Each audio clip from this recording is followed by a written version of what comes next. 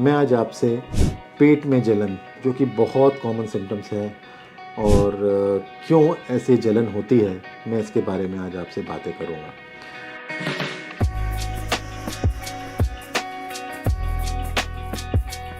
मैं डॉक्टर हितेंद्र कुमार कर, working as a senior consultant in gastroenterology hepatology in Indraprastha Apollo hospital, Sarita Vihar, New Delhi.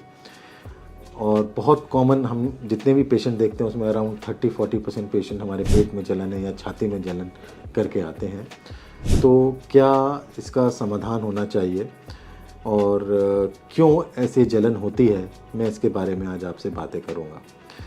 तो पेट में जलन और छाती में जलन करीब करीब एक जैसा ही है, कारण भी करीब करीब एक जैसे हैं।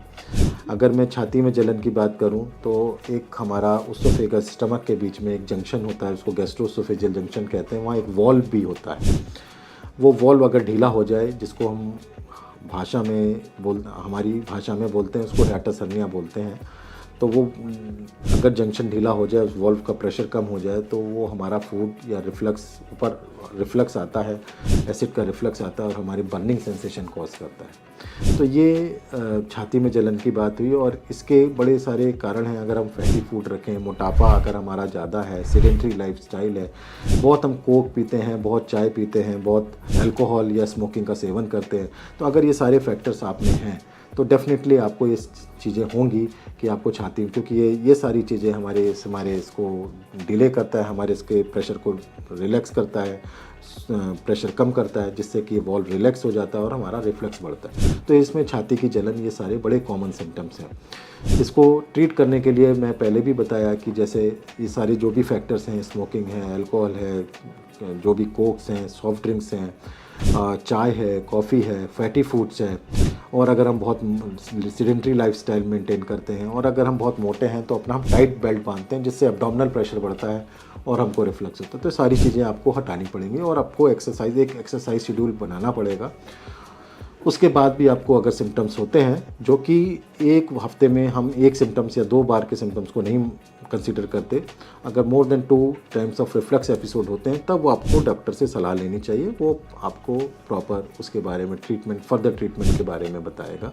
और हो सकता है कि आपको एक एंडोस्कोपी की ज़रूरत पड़े, उसमें डिपेंडिंग अपॉन कि वो डॉक्टर आपको क्या सिम्टम्स हैं, ज़्यादा हैं, कम हैं, उसी हिसाब से वो आपके एंडोस्कोपी हो सकता है करे और आपको ट्रीटमेंट के बारे में उसके आगे समझाए। और अगर हम पेट की जलन बात करते हैं, मान लीजिए किसी को हाइटस हर्निया नहीं है, लेकिन हमको पेट में जलन हो रही है, भारीपन होता है, और 2 तरीके से ये हमको देखना पड़ेगा कि ये खाने से बढ़ रही है या खाने के बाद कम हो जा रही है। अगर किसी को खाने से बढ़ रही है तो हम ये बोलेंगे कि जो हमारा जो गैस्ट्रिक अल्सर्स होते हैं वो ज़्यादातर फास्टिंग में होते हैं, वो फास्टिंग में पेन करते हैं। हम जैसे ही खाना खाते हैं, जो एसिड होता है उसको हम खाना खाया उसको न्यूट्रलाइज कर देते, तो गैस्ट्रिक अल्सर, जो गैस्ट्राइटिस है, गैस्ट्रिक अल्सर है, गैस्ट्रिक इरोजन है या एच पाइलोरी इन्फेक्शन है, तो ये कम हो जाता है। और अगर हम डोडेनल अल्सर करें, जो उसका आगे वाला पार्ट है, वो हमेशा खाने के बाद उसमें यूजली खाने के बाद अल्सर बढ़ते हैं, पेन होता है। तो ये आपको डिफ्रेंशिएट करना पड़ेगा कि ये खाने के पहले हमको खाली पेट हो रहा है कि खाने के बाद हो रहा है। तो गैस्ट्रिक अल्सर है, डोडेनल अल्सर है, अगर ये सिग्निफिकेंट पेन है तो ये दोनों गैस्ट्राइटिस है, चाहे हम गैस्ट्राइटिस बोल दें, गैस्ट्रिक इरोजन बोल दें, एच पाइलोरी इन्फेक्शन भी होता है और एक डोडेनल अल्सर होता है। तो मोस्टली जो डोडेनल अल्सर हैं ये मोस्टली, और गैस्ट्रिक अल्सर हैं ये एच पाइलोरी एक तरह का बैक्टीरिया होता है जो हमारे स्टमक के एक पार्ट में प्रीडोमिनेंटली पाया जाता है। और ये होता तो करीब 90-95% लोगों में है, लेकिन ये एक्टिवेट 10-15% पेशेंट्स में ही होता है। अगर किसी में एक्टिवेट हो गया, थोड़े इरोजन है, तो हमको उसको इरेडिकेट करना पड़ता है। उसका 2 हफ्ते की थेरेपी होती है। वो आपके डेफिनेटली जब आपको ये सब कभी हो तो आप अपने जो भी कंसल्ट हैं, जो भी आप फिजिशियन हैं, गैस्ट्रोएंटरोलॉजिस्ट हैं, उनसे जाके मिलें। वो आपको अप्रोप्रिएटली सलाह देंगे और उसके ट्रीटमेंट के बारे में बताएंगे। इसमें बड़ी इंपॉर्टेंट चीज़ ये होती है कि डेफिनेटली जैसे हमको अगर भारीपन की शिकायत है, जलन की शिकायत, तो हमको फैटी फूड डेफिनेटली अवॉइड करना चाहिए।